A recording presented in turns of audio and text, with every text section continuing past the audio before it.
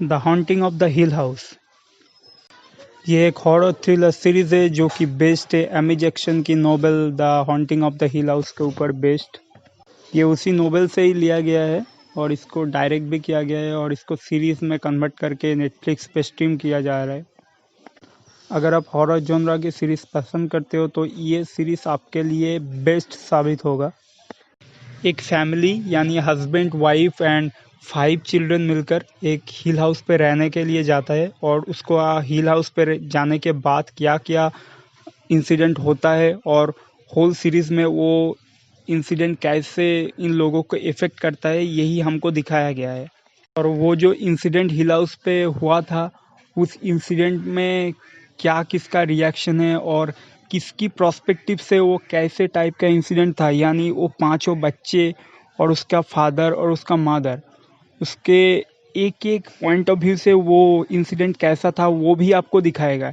यानी हर एक एपिसोड हर एक कैरेक्टर की पर्सपेक्टिव से आपको उस चीज़ को दिखाएगा और यही इसका सबसे बड़ा मेजर प्लस पॉइंट है। ठीक है, ये स्पॉइलर हो जाता अगर मैं आपको पूरा बता देता, लेकिन मैं आपको बताऊंगा नहीं। अब जब देखेंगे तो आप वो फील कर पाएंगे कि कैसे लिखा गया है इस स्टोरी को और कैसे कैसे एक एक कैरेक्टर के पर्सपेक्टिव से उस इंसिडेंट को दिखाया गया है।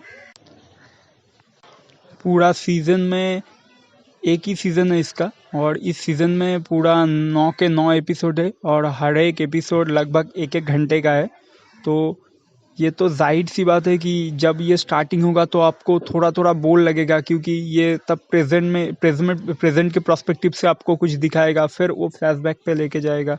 तो ये कुछ कुछ इसका हटका है, लेकिन ये जब पूरा इम्प्लीमेंट आपको क्लाइमैक्स में देगा ना, तब आप समझ पाओगे कि ये आपको क्यों दिखा रहा था और एक एक इंसिडेंट का क्या इफेक्ट है उस क्लाइमैक्स से और क्या क्या हुआ था, वो सब आपको समझ में आएगा। एपिसोड 5 के बाद आप इसमें पूरा ग्रीफ हो जाओगे और वेट करोगे कि इसका नेक्स्ट पार्ट कर कर कर आप कब इसको ख़त्म कर दोगे ना, तब आपको पता ही नहीं चलेगा।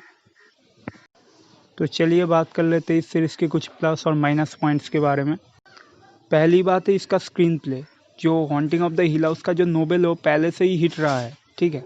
तो स्क्रीन प्ले में कोई प्रॉब्लम तो मुझे नहीं लगा अभी तक, लेकिन सबसे मेजर जो प्लस पॉइंट है वो यही है, इसका स्क्रीन प्ले और इसका स्टोरी। सेकंड प्लस पॉइंट इसका डायरेक्शन।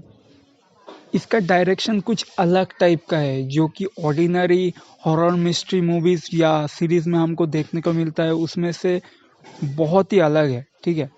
अगर इसका डायरेक्शन आप देखोगे, आप सीरीज़ को जब आप देखोगे ना, तब आपके लिए एक नया जो प्रोस्पेक्टिव होता है ना, वो खुल जाएगा कि हॉरर सीरीज़ कैसे बनाता है। इसका डेफिनेशन बदल देगा आपका। एक एक डायरेक्शन का शॉट आपको अच्छी खासा थ्रिल के साथ साथ सस्पेंस का वो इंटेंसिटी वो भी फील करवाएगा। थर्ड पॉजिटिव पॉइंट है लीड कैरेक्टर्स और जो भी कैरेक्टर इसमें यूज़ किया गया है उसका acting. Out of the over the top performance लगेगा आपको, कभी भी नहीं लगेगा कि ये कुछ ज़्यादा ओवर एक्टिंग कर रहा है या कोई ज़्यादा टॉप नॉच दिखा रहा है, ऐसा कोई नहीं। एक एक आदमी की प्रोस्पेक्टिव से क्या होता है वो आपको सबसे ज़्यादा फील कर पाएगा और वो इंटेंसिटी और वो सस्पेंस को लिटरली आप फील कर सकोगे। अगर एक ही लाइन में कहा जाए तो ये हॉरर थ्रिलर और हॉरर मिस्ट्री में बनी हुई एक मास्टरपीस शो है। अगर आप हॉरर थ्रिलर या सीरीज़ को देखना पसंद करते हैं तो ये आपके लिए एक मस्ट वॉच हो सकता है। तो मैं तो सिर्फ यही कहूँगा कि जाइए और देखिए इसको। ये अब हिंदी में भी अवेलेबल हो गया है। पहले तो सिर्फ इंग्लिश में ही अवेलेबल था, लेकिन शायद इसकी पॉपुलैरिटी के कारण ये हिंदी पे भी अवेलेबल हो गई है। तो जाइए नेटफ्लिक्स पे और देखिए इस कमाल का शो को, ज़रा सा भी मिस मत करना इस शो को, ये बहुत अच्छा शो है। तो मिलते हैं अगले वीडियो में, तब तक के लिए बाय बाय, टेक केयर।